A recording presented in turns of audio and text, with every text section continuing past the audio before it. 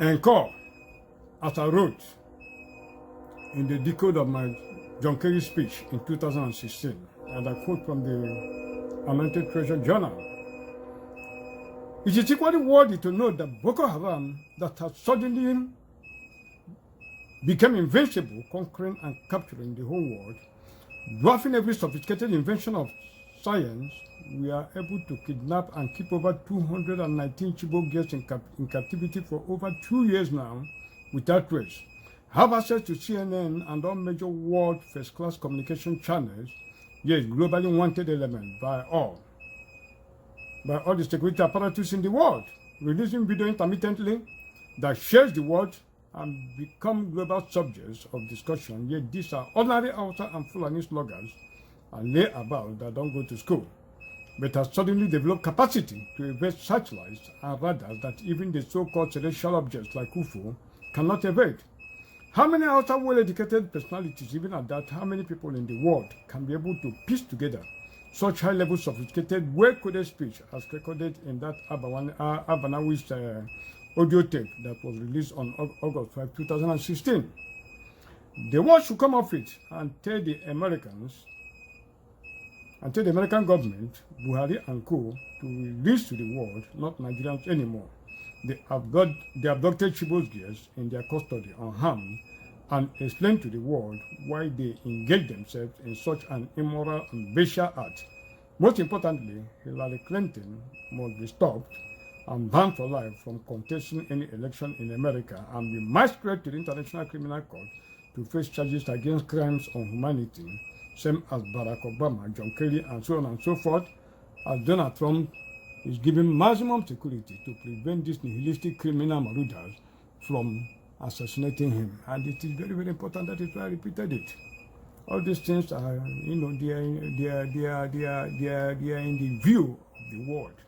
So these are not things that the world have to use and joke. The sophistication that is involved in warehousing more than 219 Chibok girls from up to the time they were kidnapped in 2014 till date is even more sophisticated than that of the 9/11 attack on America, which is still being carried out by these nihilistic elements that we are still going to decode, because John Kerry mentioned it in his speech, and we will still go back to it, and it's very, very important. You understand me? Now back to where we stopped before. I still quote. I'm putting John Kerry's speech back to the decode. He said, so make no mistake, we do not have to be the prisoners of this violent extremism. It can be eliminated. No one anywhere has to live or should have to live among this evil, and it is evil. But it isn't going to disappear on its own, and that is something that is eminent. The Sultan understands better than anybody, as he preaches tolerance and brings interfaith groups together in order to do the hard work of pushing back against extremism. It takes work and it takes leadership. And it will require sustained efforts from all of us, from regional, national, and subnational leaders, from the United Nations and other multinational institutions. It will take great effort by law enforcement and civil society. And I want you to know today that the United States is deeply committed to this effort, including by helping our partners to be able to build counter-terrorism capacity. That is why at the State Department we introduced a countering violent extremism strategy earlier this year, and it is why we are working so hard to implement it. Though I might add, you are all already under the leadership of the governor, and the Sultan are already engaged in their own countering violent extremism efforts. End of quote.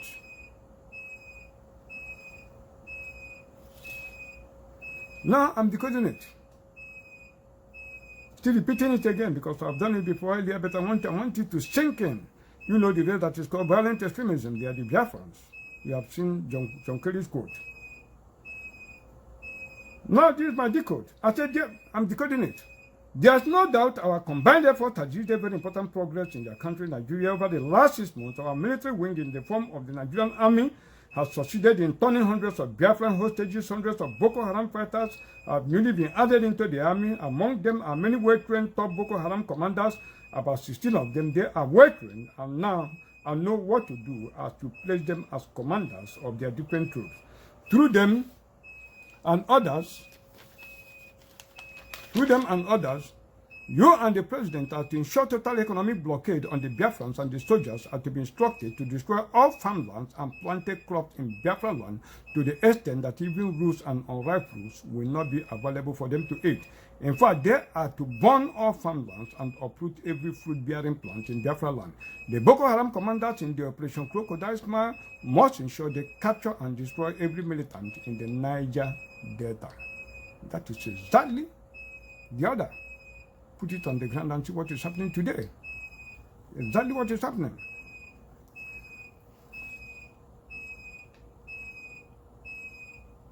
I pause here to reveal a very big secret that will show the world again that Boko Haram is America.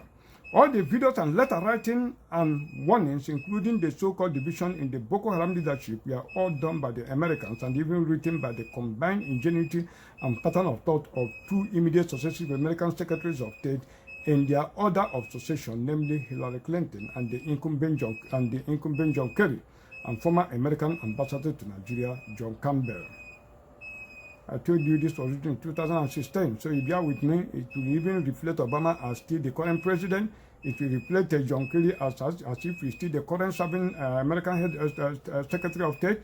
So you have to bear with me. But I'm reading it exactly as I wrote it. The Bible is believed today because of the precise nature of the Bible for telling future events and fulfilling it. That is one reason why you should believe this, my decode. It took the line of the Bible, but for telling future events and fulfilling it. That is why you have to believe in what I'm saying. Back to what I wrote.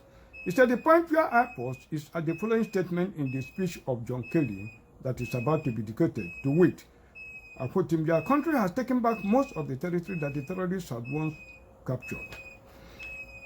End of quote. Yet the war reflects back on the speech of the so-called newly appointed Boko Haram leader, Abu Musab Abanawi, as contained in the audio tape of Friday, August 5, 2016, published in our local tabloid by Saturday Telegraph of August 6, 2016. Boko Haram leadership crisis. Abanawi leads Shekau's sins. I have said it earlier that this is one of the most dangerous documents. This is a code, and we are going to decode this particular thing, but not here. We are going to round it up. Because by the time we decode this thing, you are going to see exactly how they plotted to eliminate all the Nigerian leaders and take over, destroy the Biafrans, eliminate the leaders of Nigeria and take over the country. So what did I post here? Why I post here, this brings us back to the tape of Nnamdi Kanu on Sikh and this Abanawi. Very, very important, because this is one of the major instruments that actually will destroy this country, to be very, very frank. So we have to revisit that particular thing. So I am going to give you a panoramic view of what actually transpired in the issue of the kidnap of the Chibok schoolgirls. I'm going to do it. And before I do that, there are some things I have to clear. So we are going to go back to draw back on the tape of Nnamdi Kanu, on Zik and Ahmadu Bello. And it's incumbent of the world to ask John Kerry to name the forum where that legend story of Zik. So John Kerry must avert to the world the source of the legendary banter of Zik and Ahmadu Bello. You have to provide the source of that very document that he quoted, for us to know exactly what he's talking about. So those who think Nigeria can be mended, or who are still talking about the unity of Nigeria, they are wasting their time. They have to understand the historical origin of this mortal generational enmity between the core Hausa Fulani Muslims against the Christians and people of the former eastern Nigeria, especially the Biafrans. They have to understand the origin of that generational enmity. And we go to the Bible, and I will put enmity between thee and the woman, and between thy seed and her seed. He shall bruise thy head, and thou shalt bruise his heel. That's Genesis 3:15. So it's a generational mortal combat. As I have always told you, Cain married a Fulani woman. They are from the land of the north. That is exactly what happened. Go and look at the atrocities they committed, they butcher human beings. You will judge for yourself whether they are actually human beings. That's why I said that you can find that in the decode of the Charles Darwin's missing link that I decoded. Very, very important. So before we go into that banter of Nnamdi Kanu's video of Sikh, we have to clear something about Ndume as a sponsor of terrorism. Now let's look at Senator Ndume. I'm quoting the report of BBC report. Nigerian Senator Ali Ndume linked to Boko Haram. It's very, very important. These are world records, you know. This is BBC News, November 22, 2011, and I quote the paper. A Nigerian senator has been charged over his alleged link to the Boko Haram Islamist militants who have staged numerous deadly attacks in recent months. Ali Ndume has been questioned by secret police since Monday night. He denied charges of intimidation and breach of trust after an alleged Boko Haram spokesman said Mr. Ndume had paid him to send threatening text messages. It's important the world understand the sources of terrorism in Nigeria. And this is the senator who is the chairman on army in the present Nigerian Senate of today. He is the senator that is in charge of army, military. The president is having senator today. Look at it. He said he denied charges of intimidation and breach of trust after an alleged Boko Haram spokesman said Mr. Ndume had paid him to send threatening text messages. The spokesman is that his namesake. I was calling him Ali Ndume. No, his name is Ali Konduga. You see it, you know. I'm still quoting the BBC. Boko Haram recently killed at least 63 people in a series of raids. In August, it bombed the United Nations headquarters in Abuja, killing 24 people. Mr. Ndume is a member of a presidential task force which explored the possibility of opening talks with the Islamist militants. He is a senator from Nigeria's ruling People's Democratic Party from Borno State, where Boko Haram first emerged. Boko Haram means Western education is forbidden. Part of the group say they want Sharia Islamic law more widely applied across Nigeria, but correspondents say most factions are focused on local issues. It has carried out many attacks on police and government institutions in both Borno State and more recently other parts of the country. Political patronage. The secret police, SSS, said on Monday they had discovered links between Boko Haram and regional politicians after the arrest and questioning on 3 November of the group's alleged spokesman Ali Sanda Omar Konduga. Police alleged Mr. Konduga was the Boko Haram spokesman quoted in the Nigerian using the name Osman al-Zawahiri. His arrest further confirmed the service position that some of the Boko Haram extremists have political patronage and sponsorship. SSS spokeswoman Marilyn Organ said the statement also said Mr. Konduga had been behind threatening text messages sent to judges and politicians, which he said Mr. Ndume had paid for. The world is listening. Sponsors of terrorism in Nigeria. Boko Haram launched an uprising in Borno in 2009, which was put down by the Nigerian military. Boko Haram leader Mohammed Yusuf was captured by the army, handed over to the police, and later found dead.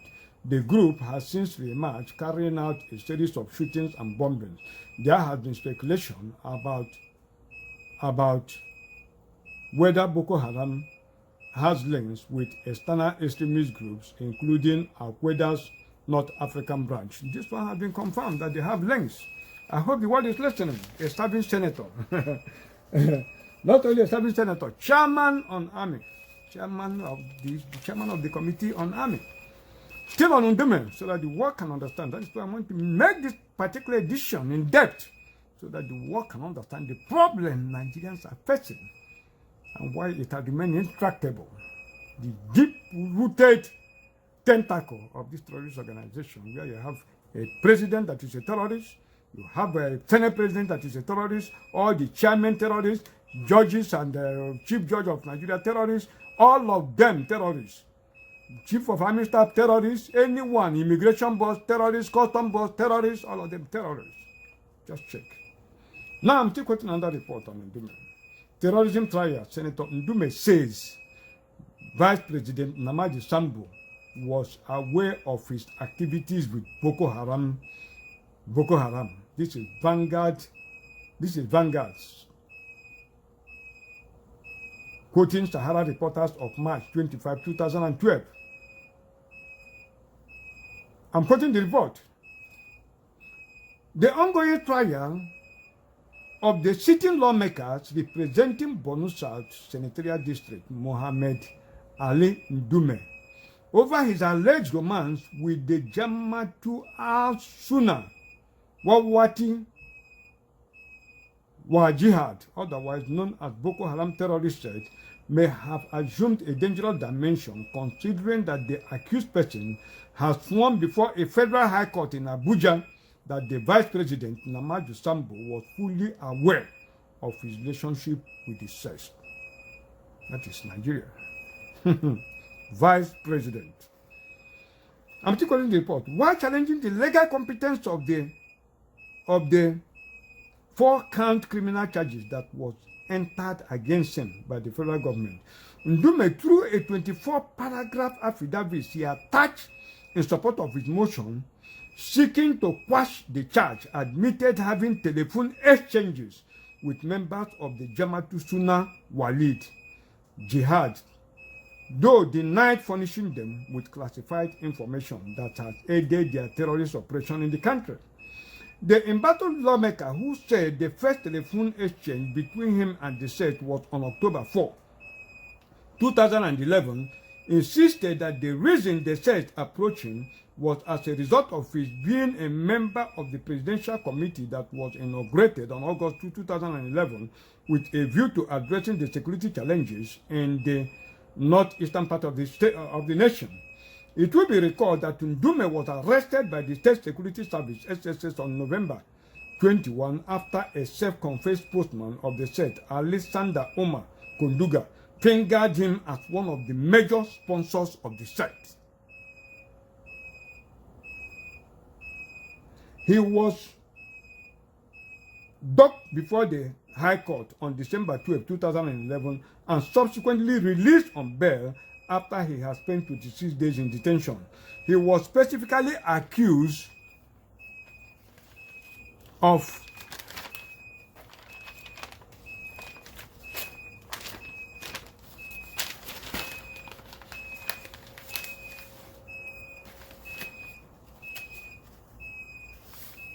violating Section 7,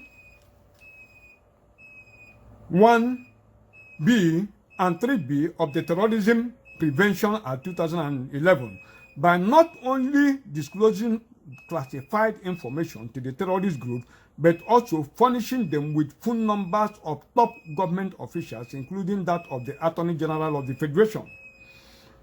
Though the embattled lawmaker pleaded not guilty to the allegation, the federal government alleged that he had, on or about the 4th day of October 2011, somewhere between Maiduguri and Abuja, being in possession of the mobile phone number of Alexander Omar Konduga, alias Osman al-Zawahiri, a terrorist postman of the Boko Haram cells, which you know to be of material assistance in securing the apprehension of the said Ali Omar Konduga, did fail to disclose same information to a law officer as soon as reasonably practicable, and you thereby committed an offense contrary to Section 7, 1B of the Terrorism Prevention Act 2011 and punishable under Section 7(1) of the same Act. Government further alleged that through the said notify the accused person. The government further alleged that though the said notified the accused person of their intention to attack judges of the Borno State Election Petition Tribunal and the National Assembly, he failed to disclose the information to security agencies, adding that he used an MTN GSM line 08035998045 to send telephone numbers of certain public officers, including the Attorney General of the Federation, to the Boko Haram spokesman for the purpose of sending terrorist text messages to them. I hope the world is listening. Investigation by Department C has revealed that among those billed to testify against him included the said self-confessed spokesman of the state, Konduga, who was earlier sentenced to, can you imagine, 3 years imprisonment by an Abuja Chief Magistrate Court, in which also ordered that he should be remanded in the custody of the SSS pending the conclusion of investigation into the alleged conviviality between the said and the lawmakers. End of report. Then, a case like this, as serious as this case is, Buhari's administration killed this case and allow Ndume to go scot-free on technicality ground because they said Konduga, who accused him, was not available. This same Konduga who accused him immediately, he was released from prison. He went to Ndume's house. He was there in Ndume's house, not 1, not 2, not 3, not 4, until he was arrested. He was arrested by the police. And yet in Ndume, chairman of the army on Boko Haram, and you are still talking about the menace of Boko Haram till today. You have seen what Boko Haram is doing today. These are their sponsors, you are seeing it. That's why I'm making this report to be very, very in-depth so that the world can see it. Now, since we have cleared about Ndume, now let's come back to Nnamdi Kanu's broadcast of November 24, 2019, and it is very, very important. I'm saying this because these are international documents. I have to offer you incontrovertible evidences that Nnamdi Kanu is actually a traitor to the Biafran struggle. Any headway we make in trying to pull down the zoo, you see him, he will be the first person, the evil forest called Nigeria, he will be the first person to come and redirect us, redirect the people, and push them away from what we are doing. All the time when we started on the British, on the evil of the British Empire, he jumped to the British Empire.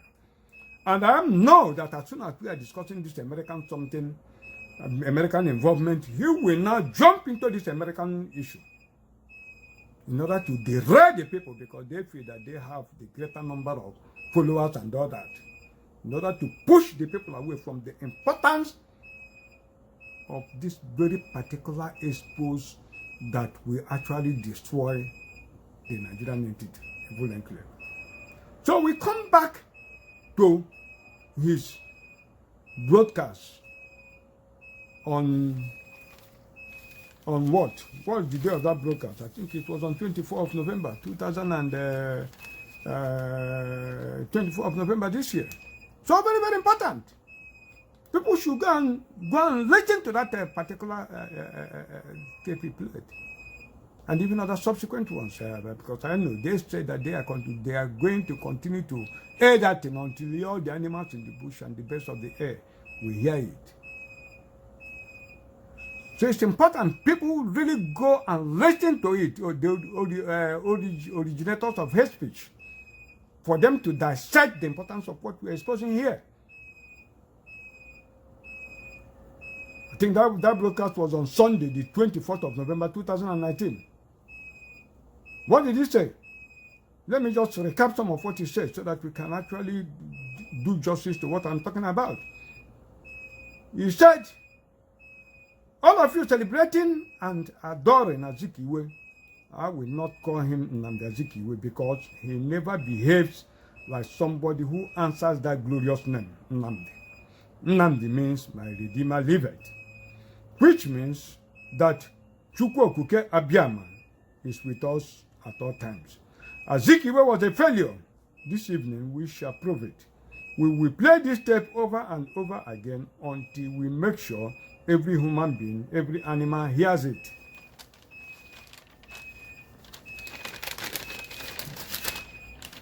Then, let's recap some of the things he said on Zik. Very, very important. He said, Nnamdi, he said that Zik is a disgrace. I'm sure he is rotting in here somewhere. It was Nnamdi Azikiwe that introduced the betrayal of the Igbos. The intellectual Efulefu are led by Dr. Nnamdi Azikiwe. Nnamdi Azikiwe was a traitor. He was an appeaser and a man dominated with the desire to rule an empire he did not conquer. Look at the breed of traitors Zik produced, and they are still there, either living in Lagos or Abuja, Kano, or elsewhere. It was Nnamdi Azikiwe who brought betrayal into Eastern political mentality. When you see the likes of your governors and the Ohaneze Ndigbo, when you see them behaving the way they do, when they come out to say they are going to sabotage Biafra, their granddaddy is Azikiwe. I have asked Britain to humanly dismantle the zoo to help put the animals out of their misery, begging Britain, please, please, put the zoo to an end. The cycle is becoming unbearable. I am not a crowd follower. I give you the facts and I defend it. Anybody celebrating Nnamdi Azikiwe is daft, is beyond useless. You don't know anything. Don't take my word for it. We are going to hear from Azikiwe himself in his own words. Zik of Africa, he was nothing. They say Zik is a heavyweight. They say Zik is a heavyweight. They say as they celebrate him in Anambra State. But I say Zik is a disgrace. I'm sure he is rotting in hell somewhere. He was an unmitigated disaster against our people. We are suffering today because of him. Let us hear what he had to say when he went to London. Then the tape started playing. Nnamdi Azikiwe took money from Shell and was talking rubbish.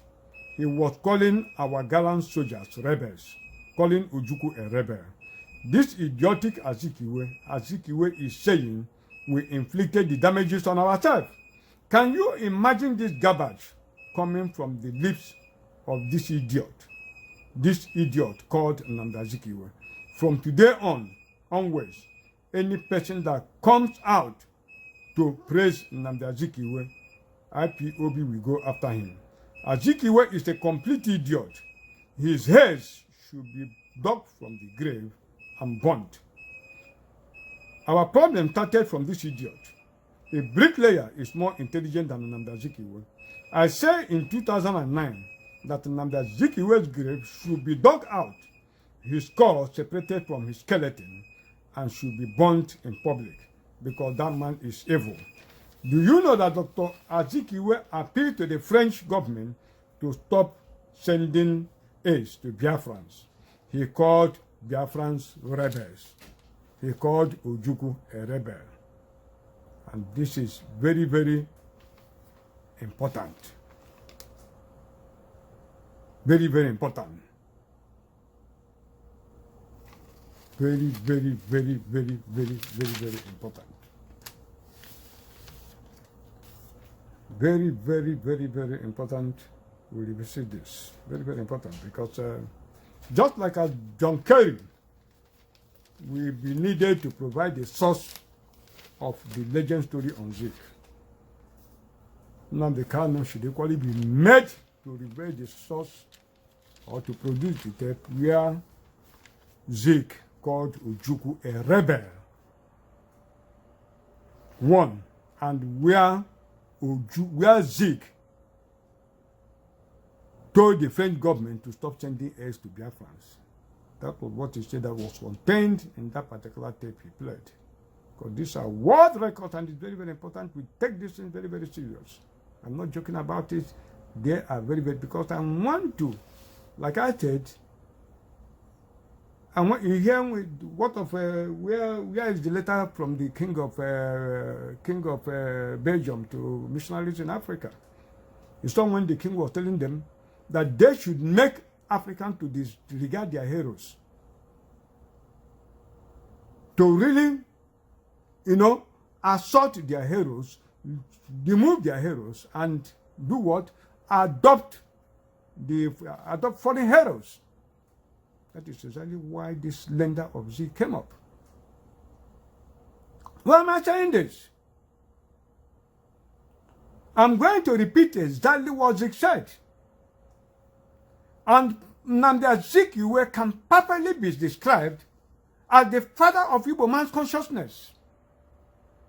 I'm going to do an in-depth analysis on Zeke, but not here, because this one is already lengthy. Dr. Nnamdi Azikiwe can be described as the African version of black man intellectual superiority over the white man. That was what Zeke represented. I'm not going to elaborate on it today. Zeke was the fulcrum that galvanized the consciousness of education on Biafrans, on the Igbos, that brought in the light that made them see the value of education, that communities will now contribute and send their brightest on scholarship just to go and get the golden place. Because of this effort, the sway head start of the Yorubas in educational pursuit was overtaken by the Igbos. Zeke was able to do it. It was Nnamdi Azikiwe who wrote the Biafran item. It was Nnamdi Azikiwe, even the so-called Abuja Accord was indirectly written 100% by Dr. Nnamdi Azikiwe, which I will come back not in this forum. He still remains our role model. And by the next edition I do, when the new year comes, I'm going to start with Gola to appease the souls of our ancestors, so that all these drawbacks we are having in the Biafran restoration will go. This is such a great man. Zeke actually was in London. What did Zeke say? Let us look at exactly what Zeke said, that Nnamdi Kanu reframed, by the tape that his agent gave him, the CIAs and all that. Look at what Zeke said. Zeke said in the tape, he played in London, and that should be around 1969. That tape was on September 5, around September 5, 1969, when he arrived from the airport and something like that, and he was having an international press conference. I want you to note, the venue of this conversation was in London, not locally here. And Zeke said, and I'm quoting Zeke what he said, Zeke said, I had spent the last 21 days in visiting the capitals of the 12 states of Nigeria, including that university town and some parts of the liberated areas of former East. So this is happening at the time when it was almost becoming obvious that the war is lost.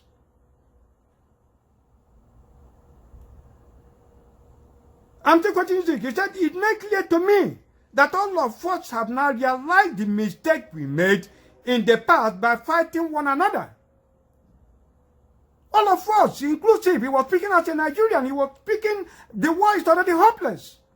He was talking to a global audience.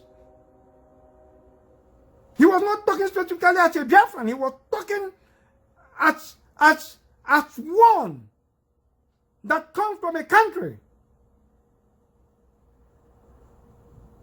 A country of totality. And not as a secessionist. So he said, it made clear to me that all of us have now realized the mistakes we made in the past by fighting one another. Both Biafra and Nigeria have realized the mistake they made in fighting one another.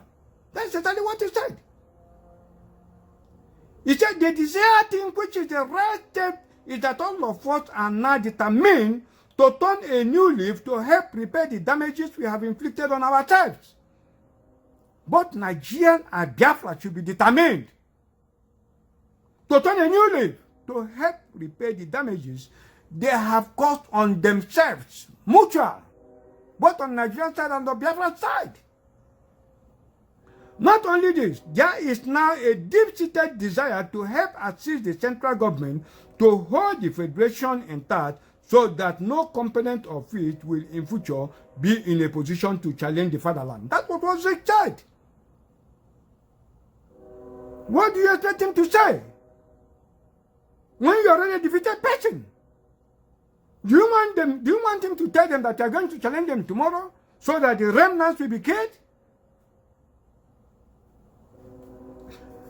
I'm still quoting Zeke. He said, wars has been fought. And he said, and enterprising people like the Igbos have been traumatized and emasculated that has allowed tyrants to bring pain and to use them in a war that was alleged to be fought for their survival. What did he use? Tyrants. Still quoting him, he said, more than 1.5 million children of their nation have died of starvation and diseases. Collectively, Nigeria. But most of these people that died, what? They came from Biafra land. Still quoting Zeke. He said, it sickens me to see the advertisement of skeletal Biafran babies on the pages of newspaper and on television series begging for charity and reliefs. It hurts my pride as a human being. That's what Zeke said. Is it a man who said this that will now go and tell the French government to stop sending relief to Biafran children so that they will starve? Look at it. This is what he said. It sickens me to see the advertisement of skeletal Biafran babies on the pages of newspapers and on TV series begging for charity and relief. It hurts my pride as a human being. Then on Ojukwu, what did he say on Ojukwu? He said, I wish he would have second thought and inscribe his name in contemporary world history as a brave soldier and beloved leader instead of repeating the pages of Nigerian history as another political impostor and tyrant. That is what he said. He called Ojukwu a tyrant. Did he call him a rebel? What is a tyrant? A tyrant is a cruel and oppressive ruler. That's what Zeke said. Now, even back to IPOB. Is IPOB an organization of competing ideas? Competing ideas is alien to them. They are intolerant of opposing views. They always believe they are right. And what does that mean? That means that even the IPOB leader himself, Nnamdi Kanu, is equally seen as a tyrant. They don't accommodate opposing views. All my views that I sent to them, go and look at how they insult me and everything that I sent to them. Since I started all these efforts, because of what I have an alternative view to their own. And they're using insults to attack anyone who, when you disagree with them, you are insulted no matter your level. Not reasoning down their differences with them. So you are equally a tyrant. That is why it is very, very important that Nnamdi Kanu, he should produce that tape where he said that Zeke called Ojukwu a rebel and told the French government to starve Biafrans. Very, very important. It's important I clear this on Zeke. Now, the main issue that we are repeating is the issue on Abanawi. In core, this is what Nnamdi Kanu said on Abanawi. and this is very, very important, he did not make any mistake. He said what the CIA asked him to say. That was why they brought him to America, so that they can directly use him to correct some of these things that have been worrying them. Because all of them, CIA and the DSS, all of them had been plotting doom. All of them had been suffering to change the narrative on this leader of Boko Haram that was captured in Lokoja. I'll come down to it later. Nnamdi Kanu said on Abanawe, I've said it, origin of hate speech in Nigeria, on which he did on Sunday, November 24, 2019. Every Nigerian should go and look at that particular message. Go to the internet, Google it and get it. Then listen to it before you can judge. He said, and I quote him, Igbo officers carried out a coup to make Awolowo the president. We did coup for him to make him the president. Nzogu did what he did as an Igbo man to make Awolowo the president. We carried out a coup to make a Yoruba man the president, and the Yoruba man turned round to preside over the killings of millions of us. Very important. On Abanawi, he said, and I'm quoting him, people who are sponsoring terrorist group in Nigeria are telling you that they love you in one Nigeria. And you believe them. Are you not doubts? ISIS in West Africa is called ISWAP. The one led by the son of Mohammed Yusuf. Buhari, when he was alive, personally acquitted him. He was in a court of law. Some of you don't know this. He was released, the son of Mohammed Yusuf, Abanawi. He is the head of ISIS in West Africa. Recruited by Buhari when he was alive. He was arrested and was released by Justice John Stoho. When John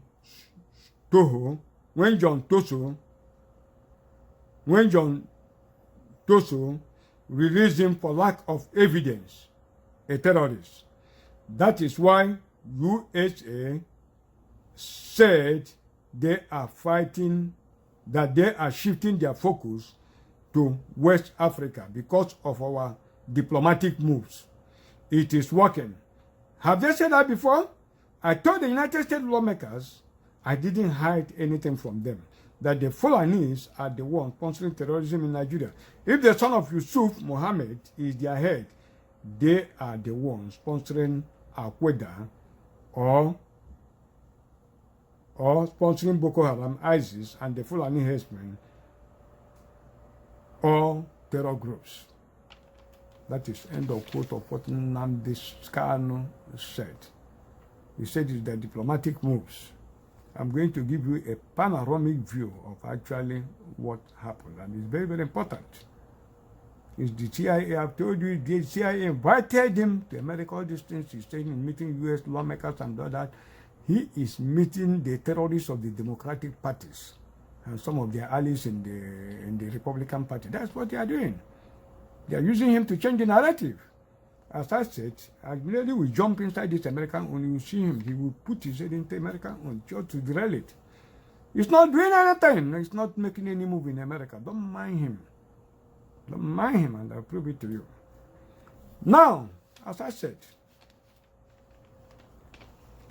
Abu Musab Abanawi, as I have said earlier, the one he mentioned here, that is the son of late Yusuf. But he is not the one that was arrested in Lokoja. And now, I want to give a little bit background so that the world will actually understand exactly what is happening. I want to give a little bit background so that when I'm accusing the United Nations of the kidnap of the Chibok girls and all these high-profile people, people say, what is your proof? That proof, I want to give a little bit background.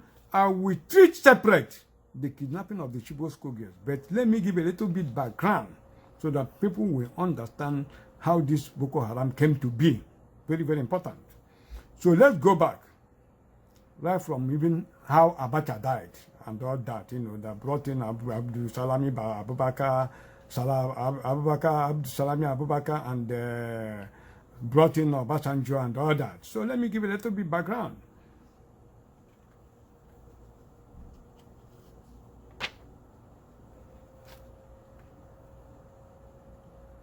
Let me go back to, because most of these things I've written them, so I just bring them out and show you.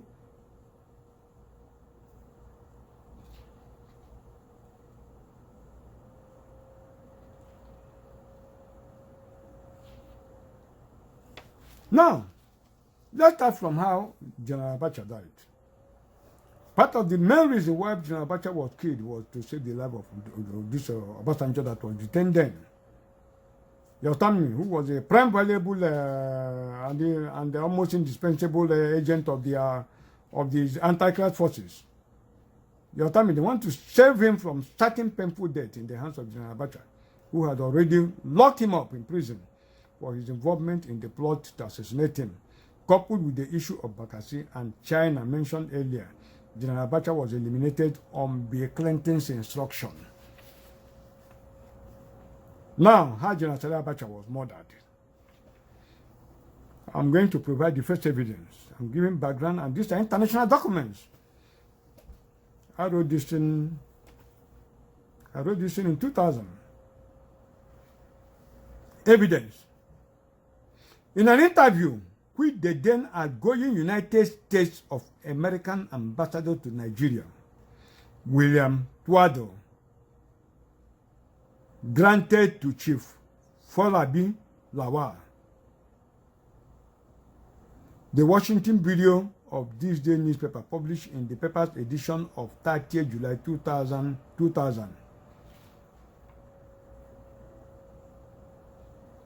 The ambassador was asked, I want people to listen. You have been around in the country now, Nigeria, for almost 3 years. What has your experience been like? He responded, my thought, and I'm quoting him exactly how the paper was reported. I'm quoting him what he said. My tour of duty has spent more than 2.5 years. When arrived, we were very much into the military dictatorship of Sani Abacha, and we were looking at a very thoroughly orchestrated, contrived electoral process that probably was going to lead to a self-succession, and we know that was not going to be. In its place was the orderly succession by General Abdul Salami Abubakar, who, to his great credit, set up a calendar for a transition to election. Have you seen it? End of quote. That was exactly how Abacha was assassinated by the Americans, who equally eliminated Chief Moshood Abiola based on Clinton's order. I provide evidences. I prepared all the whole charges on Abiola. I'm going to present it to the world. All the whole people that are involved in the killing of Abiola, I prepared them because it was Abiola that galvanized me into activism. Then, I'm still quoting what I wrote. One of their most cherished diabolical achievements during the notorious regime of General Ibrahim Babangida as head of state, outside the introduction of the structural adjustment program that remained a secret, was the annulment of the epoch June 12, 1993 presidential election in Nigeria, won by late Chief MKO Abiola. I'm giving you deductions of my investigation. I wrote these things. It was the same then president. It was the same then president of America, Bill Clinton, that instructed Babangida to annul the electoral victory of Abiola through Olusegun Obasanjo.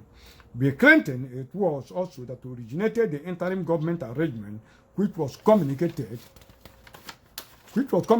to General Ibrahim Babangida through the same Obasanjo that brought in Ernest Shoneko and later General Sani Abacha. Asked Babangida if it was not Obasanjo that sold the idea of the interim government to him.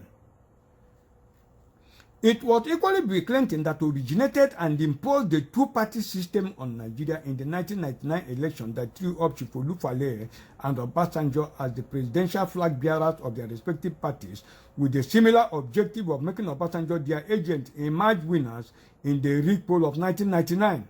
That was the major reason why INEC did not initially reflect that only two parties were contesting the presidential election until it was too late.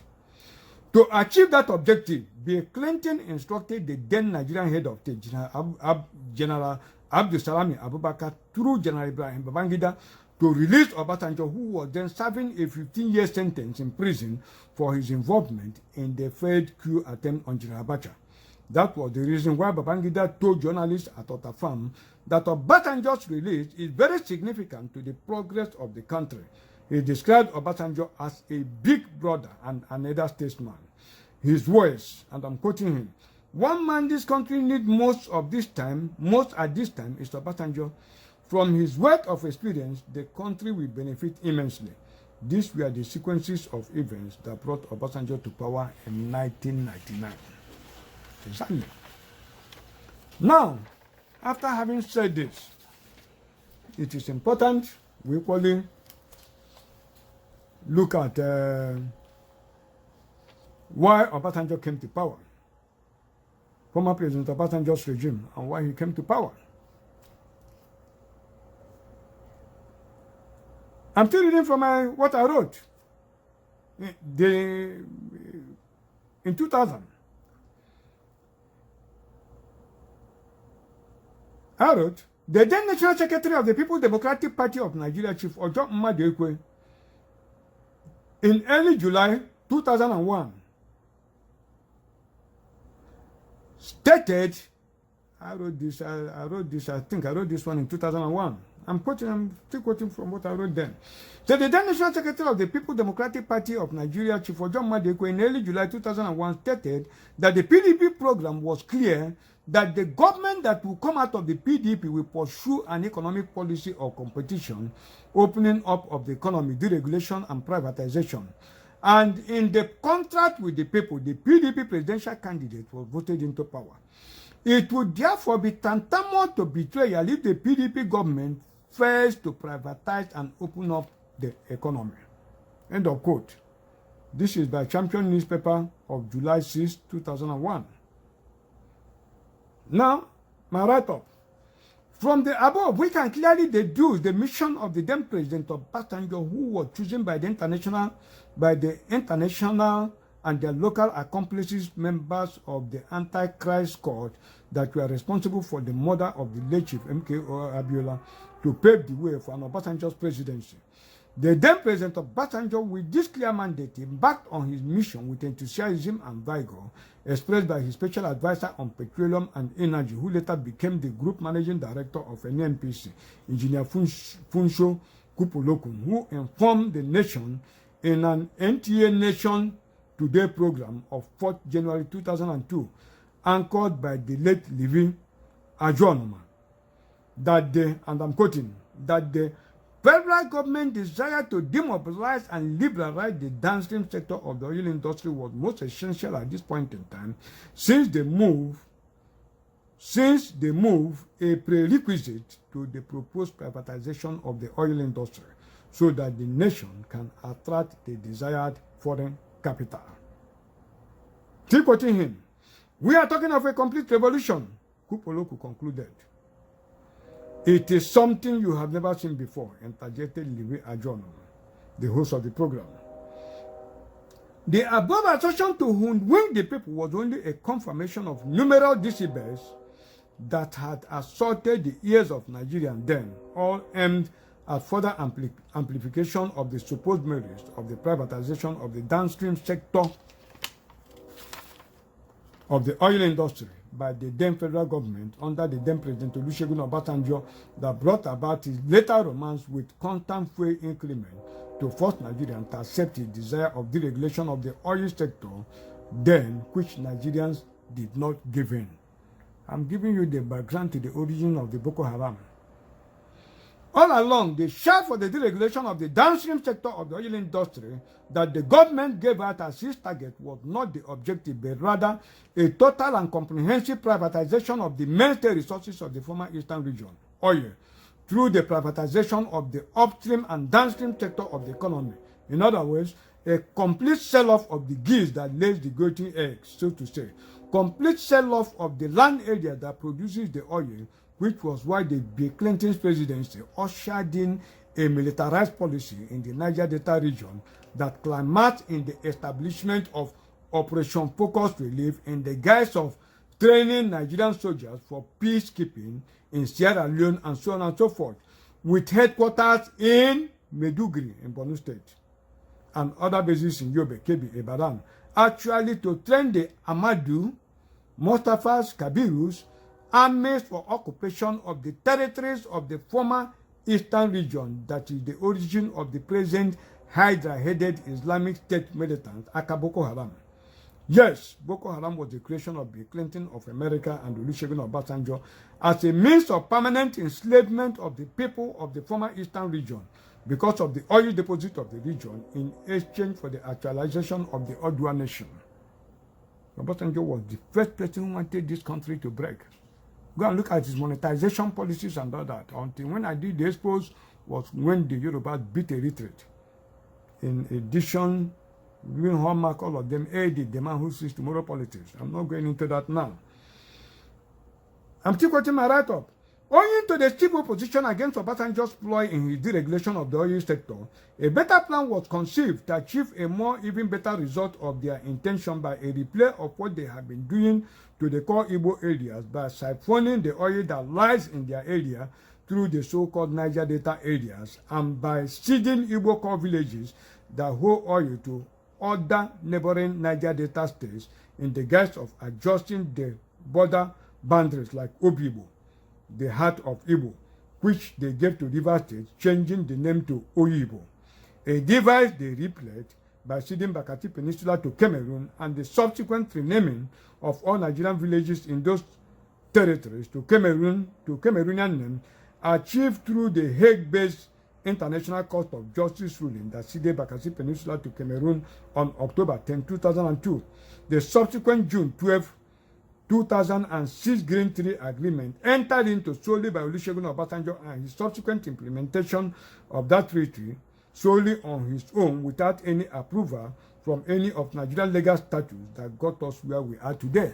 That ICJ verdict of ceding Bakassi to Cameroon became the interface between Obasanjo's romance with incessant fuel price hike that saw the price of petrol and kerosene, which were selling for 17 naira per litre at the time Obasanjo came on board in 1999, to a price regime of over 75 naira per litre, and his deregulation policies of the oil industry achieved vicariously by ceding Bakassi to Cameroon, which was why the then President Obasanjo told Nigerians in 2004 that there will no longer be fuel price increases again because of the better alternative he has achieved, as Nigerian oil is being siphoned in the Gulf of Guinea with the cover of a small country, Sao Tome and Principe, using the Bakassi Environ Peninsula that has access to the sea as the center point to make away the Nigerian crude oil to other shores, which was the major reason for the ICJ ruling and the then President Obasanjo's hurried evacuation of Nigerian residents in Bakassi from their God-given ancestral home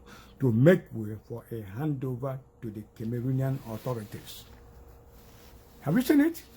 So Bakassi was the interface between Obasanjo's insistent increase in petroleum and the so-called deregulation of the Nigerian, of the downstream sector of the oil industry. What am I saying? It's just like the Igbo core area. There we have oil everywhere in the Igbo hinterland. What did they do? They placed it as a reserve. Why did they place it as a reserve? The same oil they place as a reserve is the same oil that are being taken away from all these Niger Delta areas. Because if you go to the if you go to below the earth crust, you find out that oil lies in a bed. The movement becomes a kind of osmotic. The stronger solution pulls the weaker solution. It's always struggling for a way out, looking for a way out. So through this hydraulic fracturing technology and the horizontal drilling, they siphon our oil. All these ones they are saying from Niger Delta. That was the first thing they did. Immediately that oil in Niger Delta area finishes. The one in the whole ones in all these southeastern places, they are finished because they have leaked away. That was the same thing Obasanjo did with Bakassi. So with Bakassi, they now have unlimited access to Nigerian oil, siphoned through Bakassi, that is close to the sea. That is exactly what happened. They siphoned our oil free of charge, unhindered. So when this Boko Haram that was formed, this Operation Focus Relief that was formed, because of the season of Bakassi, they were no longer needed. That was what happened. And they were formed in 1999 to 2000. So Boko Haram, the metamorphosis of Yusuf Boko Haram started as political tools that were used for elections in the northeast there. What did Yusuf do? Yusuf just borrowed the concept of this earlier one that had been established. He knew because it was within the environment. So he copied this and replicated it in 2003. That was how Yusuf Boko Haram came to be. Then their uprising started in 2009 when Yusuf was killed. These backgrounds are very, very necessary. So this thing now I'm telling you, this background I'm giving you now, is why you will hear when they say oil has been discovered in the north. There was no oil discovered in the north. And it's related to the water bill. The same thing they did, they used Obasanjo to do in Bakassi was the same thing they have replicated in the north. Now look at this report. I'm quoting Oriental Times. I'm quoting one Dr. Catherine D. Sullivan. He said, crude oil cannot be discovered in any part of northern Nigeria, no matter the depth of drilling.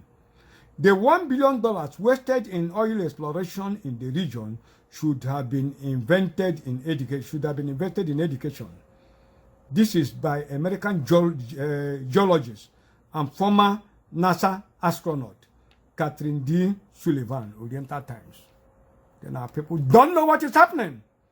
And it's in this thing that you will see the issue of the water bill. I refer to you what no man can refer to you. I still come out show you what is happening. You see it? So the moment Bakassi was seated, you see it? All this hypertension experienced by international community, anytime there is trouble in Niger Delta ceases. Because there in Bakassi, access to the sea, peninsula that have access to the sea, our resources are completely being stolen. Then we come to the water bill. Look at it. It says Senate to pass water resource bill soon, says federal government of Nigeria. I need to read this report so that you people will understand exactly why I'm reading this report. To start with, let me start with this one. NMPC discovered crude oil gas in northern Nigeria. This is Vanguard, October 12, 2019. It said the northern part of Nigeria has joined the League of Oil-Producing Regions as the Nigerian National Petroleum Corporation, NNPC, Friday announced that it had discovered crude oil gas and condensate in the Kalmani River region at the border community between Bauchi and Gombe State. Look at it, river region. Don't mind them. It's a lie from the pit of hell. The same horizontal drilling, that is how they will take our oil. That's what is happening here. And these are the people that we feed exclusively Dangote's refinery in Lagos. Sponsored by the Antichrist, Bill Clinton them, that brought the money that Dangote used in building that refinery. Go and do your research. So through that, all the oil in the Niger Delta area will become exclusively theirs forever. You are wasting your time, and NPC, they fold it up. That is why Fort Oil will tell you that he's selling Fort Oil. Subsidy, all of them are running away from subsidy. Because there's nothing like subsidy. All what they do is our oil, they are siphoning through Bakassi. that they are bringing to us and claiming subsidy. That is what they have been doing. There's nothing like subsidy. They siphon our crude from Bakassi and return it and claim billions of subsidy. So all this Otedela and all of them, they are going to lose investment when the time comes. So let me finish the report. It said in a statement in Abuja, the NPC disclosed that the finding was coming after 8 months of crude oil exploration in the area in the Coman River 2 well in the Upper Benue. I want you to let's see what is happening. Upper Benue Trough, Gongola Basin in the northeastern part of the country. Upper, have you seen it? Specifically, the drilling of the Komani River 2 well was flagged off in a colorful ceremony by President Muhammadu Buhari on the 2nd of February 2019. In a statement in Abuja, Acting Group General Manager, Group Public Affairs Division, Mr. Samson Makoji, said the NPC acquired 435.54 km2 of 3D seismic data over Coman prospect in the Upper Benue Trough, Gongola Basin. That is from where they would siphon all the oil in our place. This, he said, was evaluate shares Nigerian Exploration and Introduction Company, SNEPCO, Coman River well discovery of 33 BCF and they explore deeper levels. Makoji said the well was drilled in the northern areas with Ikenga rig 101 to a total depth of 13,701 feet, encountering oil and gas in several levels, adding that a drill stem test DST is currently ongoing to confirm the commercial visibility and flow of the Colomant River reservoirs, which means they are not going to take only your oil, they are equally going to steal all your gas. That's what is happening. He said on Thursday, 10th October 2019 at 10:02 hours, one of the crude oil reservoirs was perforated and hydrocarbon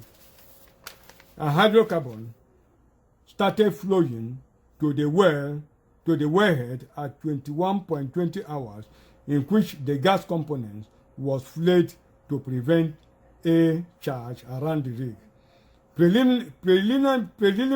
Preliminary reports indicated that the discovery consists of gas condensate and light sweet oil of API gravity ranging from 38 to 41 found in stacked silicic classic Cretaceous reservoirs of Yode Bima sandstone and Pre-Bima formation. Computations of hydrocarbon volumes is ongoing and will be announced in due course. The corporation has also acquired additional 118 km2 of 3D seismic data over highly prospective areas of Gongola Basin with a view to evaluating the full hydrocarbon potentials of the basin. NPC has deployed world-class cutting-edge technologies, including surface geochemistry, ground gravity, magnetic stress field detection, full tensor gradometry. Listen, I want people to listen what I'm saying about osmotic. I'll repeat it. It said NPC has deployed world-class cutting-edge technology, including surface geochemistry, ground gravity, magnetic stress field detection, full tensor gradometry. What is this? Osmosis. The stronger solution pulling the weaker solution. That is what is here. That is exactly what is here. Then look at it. I'll repeat it again. I'm still coming. It says Senate to pass water resource bill soon, says federal government. This is by Nation of June. It said the federal government Tuesday said it was hopeful that the Senate would pass the controversial water resource bill in the next few months. The bill is seeking to concentrate the control of water resources in the hands of the federal government divided senators along regional lines when it was read on the floor of the Red Chamber. However, the minister said that the government was confident that the bill was a done deal after explaining all the relevant issues raised in the bill to the senators. Minister of Water Resources, Engineer Suleiman Adamu said this at a conference on water use regulation, compliance, monitoring and enforcement framework in Abuja, organized by the Nigerian Integrated Water Resource Management Commission. He said, I am very happy and confident that the distinguished members of the Senate who are well-versed and experienced in governments and other activities of life have a clear understanding now of what this bill is all about, and I am very optimistic that in the next few weeks or few months, by God's grace, the controversy around this bill will come to pass. At the end of the day, bills are not made on the pages of newspapers or in comments on social media, but they are made in the Senate.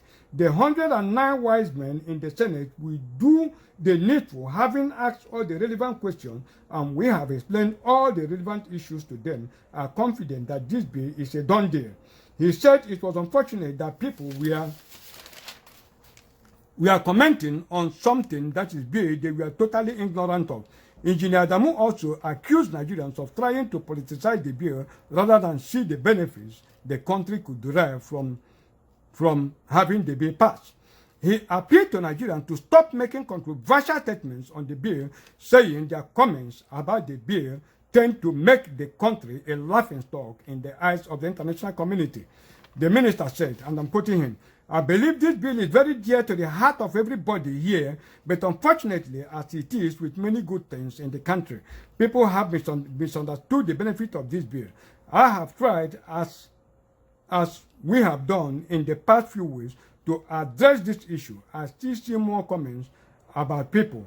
I think not really because they don't understand. I think they are just trying to politicize the bill, an effort that is being made in the overall best interest of this country. I would like to urge all of us who are stakeholders, you should not allow this business of explaining this bill to the ministry for the minister. I think we all have a stake in this. I came here in 2015. Many of you have been working on this bill for the past 12 years. It is your baby, and you have a responsibility to also enlighten the people and get this bill passed too. I would like to appeal to Nigerians to please stop these controversial comments, unintelligent comments, unpalatable comments, unfounded remarks about this bill, because they tend to make us a laughingstock in the eyes of the international community. End of quote.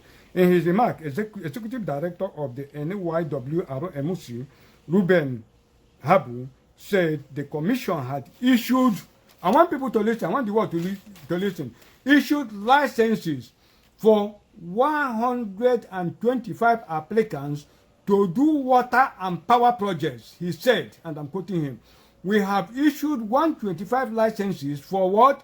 Irrigation, hydropower generation, thermal water generation, water supply. We are monitoring their activities to ensure they operate within the terms and conditions of the licenses given them. Osmosis. Osmosis. I repeat it.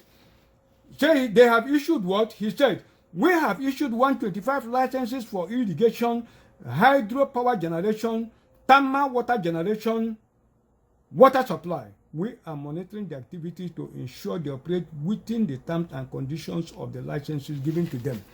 All the senators from the former Eastern region, you must have to move away from the legislative arms of government. Anytime they mention this bill, we will not be part of it. And anything they pass about this bill, it can never stand. Because when they pass this bill, all the whole of your rivers, in the south, in the former Eastern region, they will all dry up. They will all dry up. Let me show you what exactly is going on. Your oil and gas will be stolen forever and ever. Now look at it.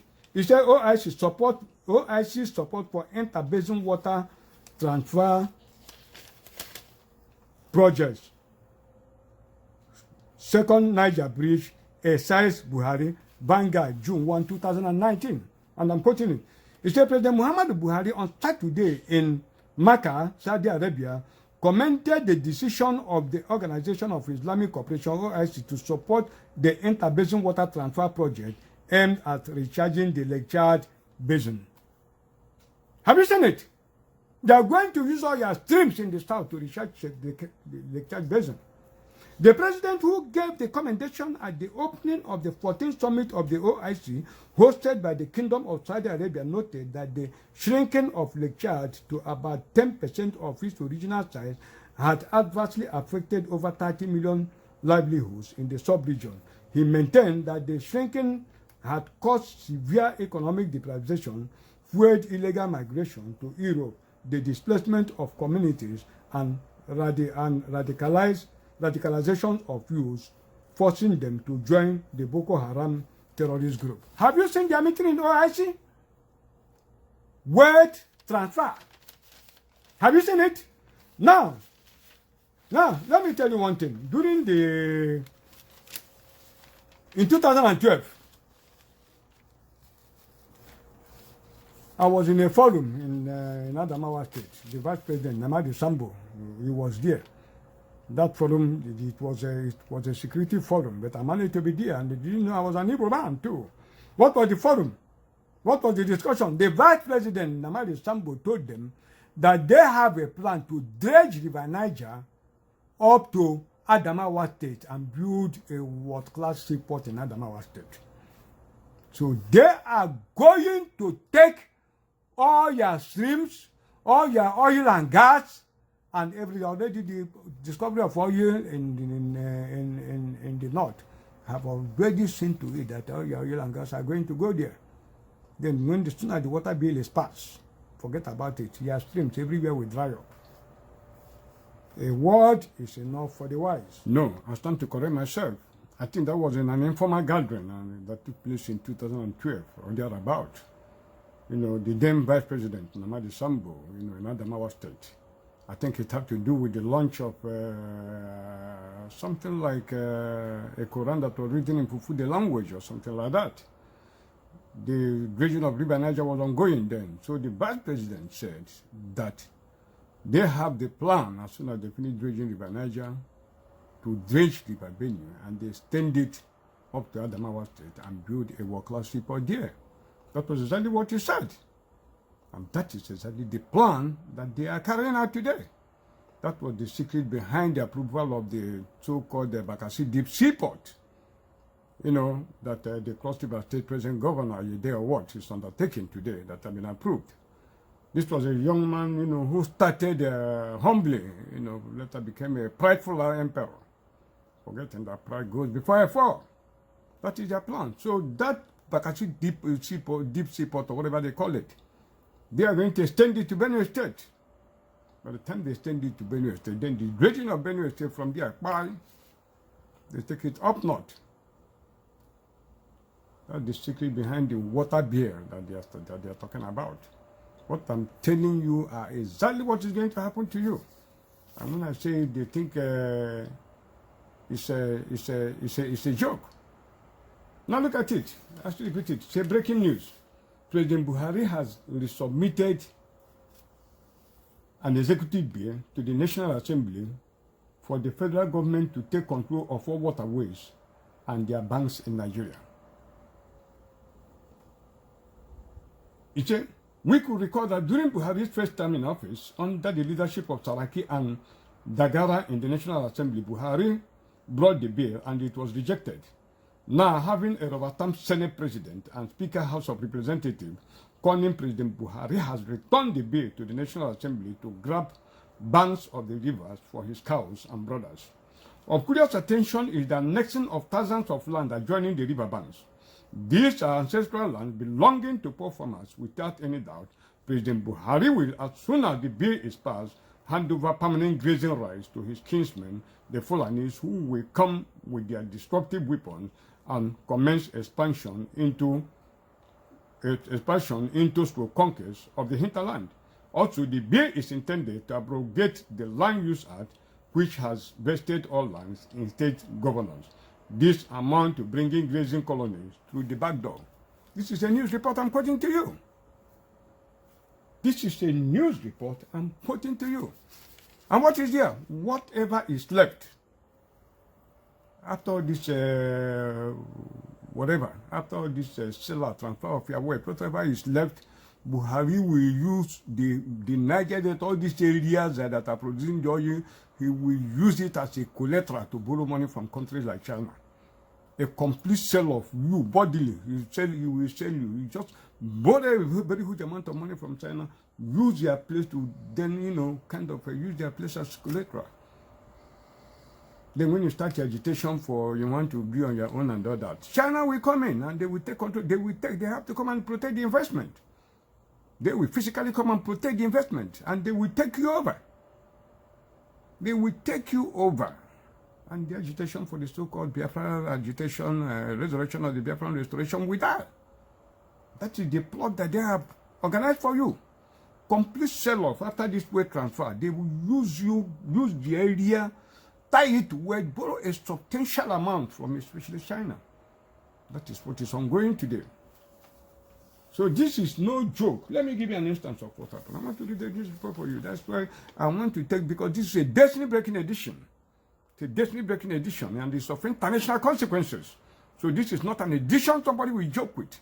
It's something that I told you that since this war began, nothing like this has ever taken place. It's a revolutionary act. I'm telling you, it's a very revolutionary act. So this is a world record, and I want to make it as comprehensive as possible so that it becomes a legal document, because I have always told you the issue of Biafran restoration will be the roping the monk and making the monk dance naked in the market square. That's my formula. Unearthing the secret dealings of world leaders with their local collaborators and all that. They will not have any choice except to do what? To hands up. Even in that, I will add one of my quotes that I did last time. Let me just quote something I wrote before. That's my intention. I said, that's my quote.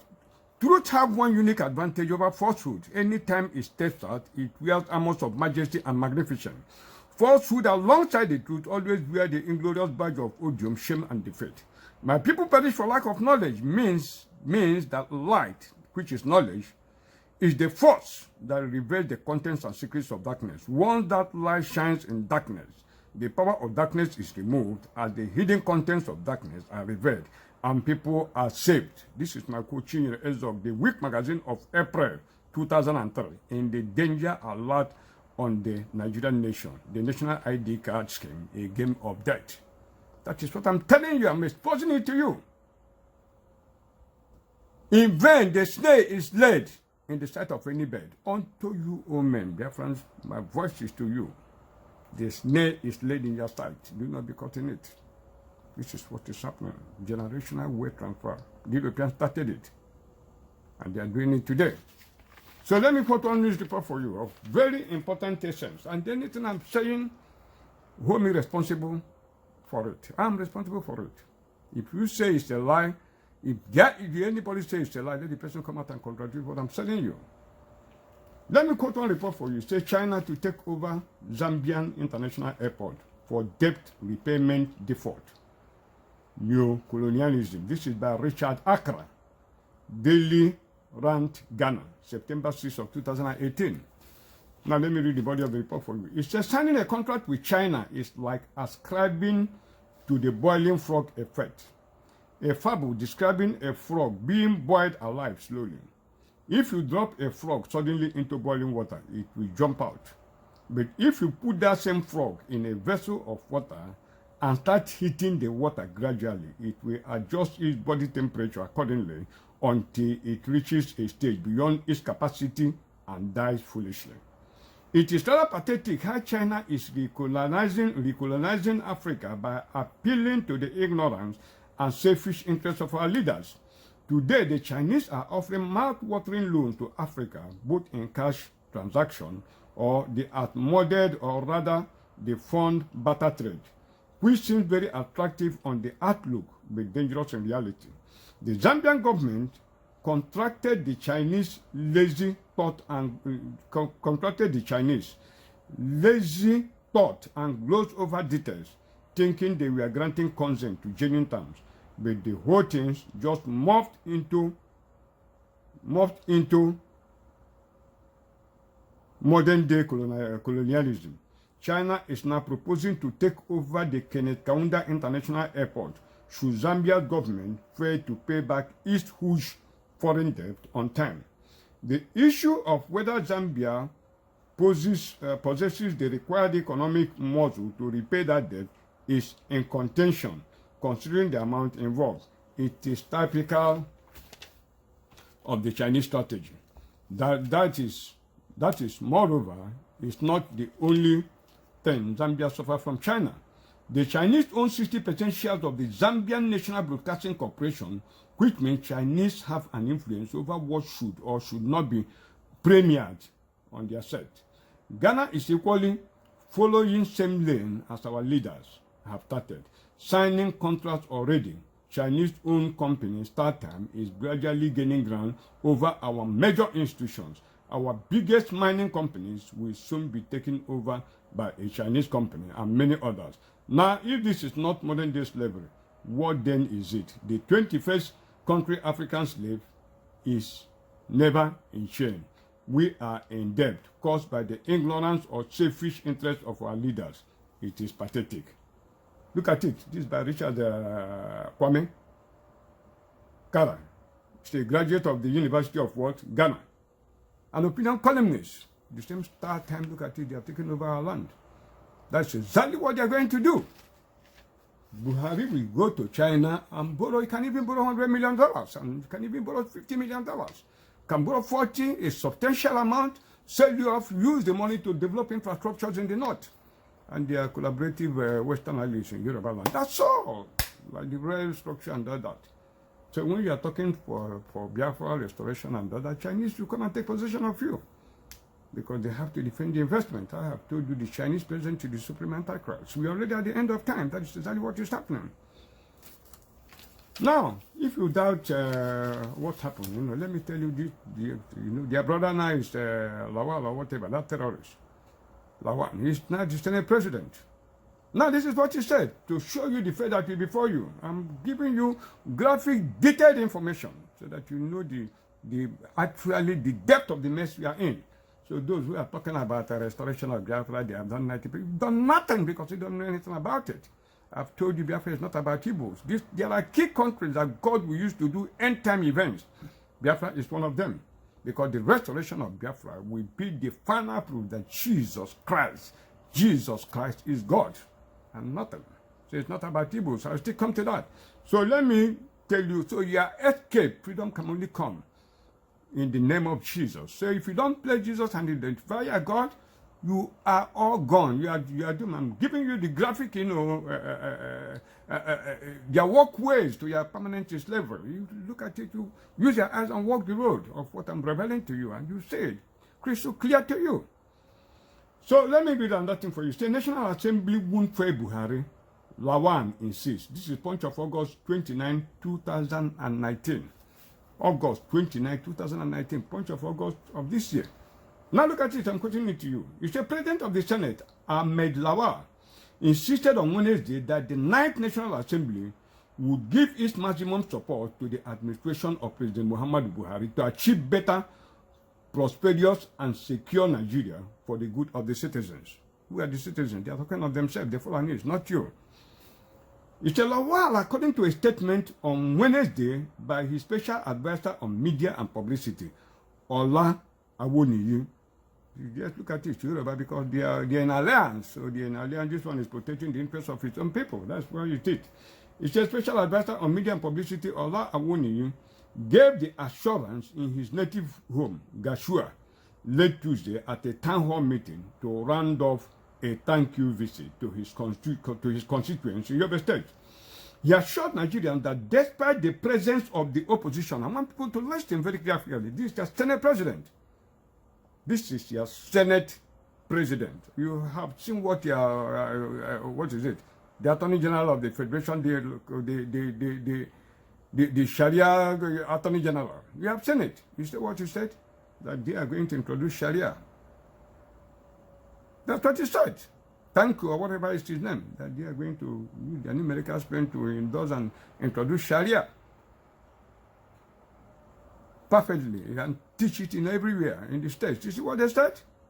And these are people that must be forced to step down because they have an agenda. The agenda is not national. Now look at it.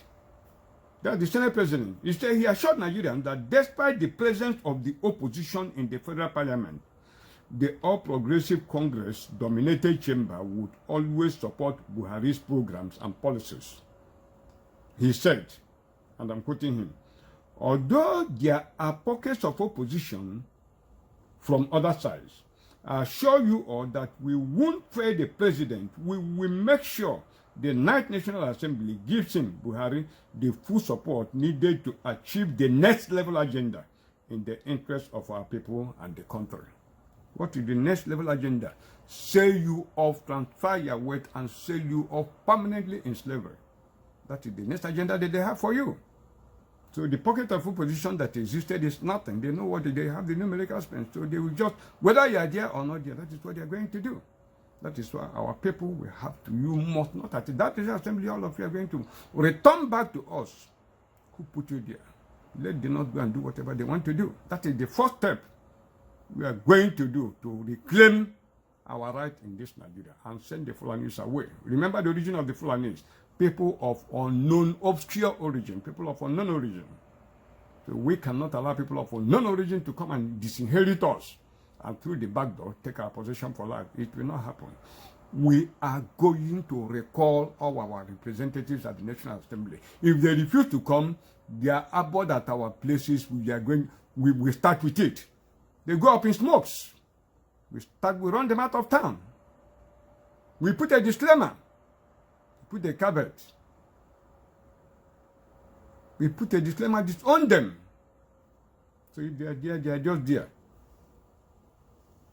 Now, it's Lawan who returned to Abuja on Wednesday assured Nigerians that his colleagues at the National Assembly would give good representation to achieve the state agenda. He said, in the current Senate, I have the full cooperation of the senators from the opposition parties, including the People's Democratic Party, because of the tremendous love and trust shown to us by President Buhari. What is opposition? There's nothing like opposition. PDP is just deceiving you people. I've told you in the earlier editions, I have an interview with you, that, what is it, Atiku and Buhari are like 6.5 dozen. They are best of the same feather with jihadist agenda. Look at it. I told you the vice president is someone when he went and visited the grave of Osman Danfodio before he contested the election. What does that tell you? It's just like a German who wanted to contest election and you go to the grave of the food at Hitler to go and seek for his blessings and all that. So your agenda is already very clear. So they are deceiving. Who is the opposition in PDP? The PDP chairman, Secundus, is just a mere houseboy to Atiku. So who is there? And Atiku is a genocidal maniac. Worse than Buhari. He was the man, he never entered. He told you he's going to sell an NPC. That was the plan. This plan was why Atiku told you he's going to sell an NPC. Why Dangote was building the biggest refinery in Lagos. Why they are building the one in the north and the one in Kaduna. Why Buhari is building the one in Daura. So people don't know actually why Atiku Abubakar made that particular statement. It's because of this thing, this way transfer, I'm telling you. So when you look at the opposition and you are talking about, you are wasting your time. Anything allow them to front for you, you are wasting your time. It's only to take the heat off you and derail you so that by the time you relax and think, like the frog example of water, they continue to heat and you continue to adjust to the temperature of what is happening. So before you realize what they are doing to you, they have already killed you. So PDP is not an opposition. We have only one party in Nigeria, and that is APC. PC, what is that? Say PDP, APC, PDP. That's one party we have. So there's nothing like opposition. Go and see where Secundus was kneeling down like a houseboy in front of Atiku. The video went viral. So when you talk of opposition, forget it. It's always Secundus is an allergy. The remaining part of him that remained is being dominated by all these Pentecostal pastors. So forget about him. Then we come. I've told you what the Senate said. This view of the Senate President is the view of the lower house, and that is the view of the judiciary. Anywhere you go, terrorists occupied. Then what did the chief of army staff say himself? Look at what he said. He said, asking us to disobey Buhari directives on ballot box snatching is unfortunate. Buratai, that is all, Vanguard of September 20, 2019. Let me read the body of the letter for you. He said the Chief of Army Staff, Lieutenant General Tuko Buratai, Wednesday, picked hole in Tuesday's statement attributed to the presidential candidate of People's Democratic Party, PDP, and former Vice President Alhaji Atiku Abubakar, asking the Nigerian Army to disregard President Muhammadu Buhari's directive. They deal ruthlessly with ballot box snatchers in the coming general election. Buratai also said Atiku's statement was most unfortunate, given that he was in the highest level of government in the country before, and knows finally that the Nigerian army in particular and the military in general are meant to obey the orders of the commander-in-chief of the Nigerian armed forces to the letter. Said they will treat Buhari's latest order with exception. To this end, he asked the former vice president not only to withdraw the statement, but to also apologize for attempting to invite the army against what he termed as constituted authority it was meant to fully obey. Have you seen it? That they are going to obey the orders of the commander-in-chief, that is Buhari, to the letter.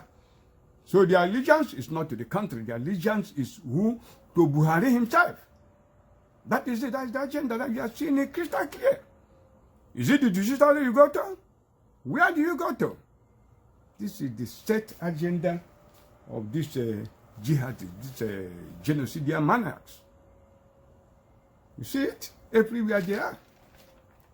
Now look at it. I'm going to give you the references. They are not the Fulanis. You don't attribute anything to them. They don't know anything, you know. The foreign powers, you know, that are sponsoring them, who are the people that are really drawing the programs for them.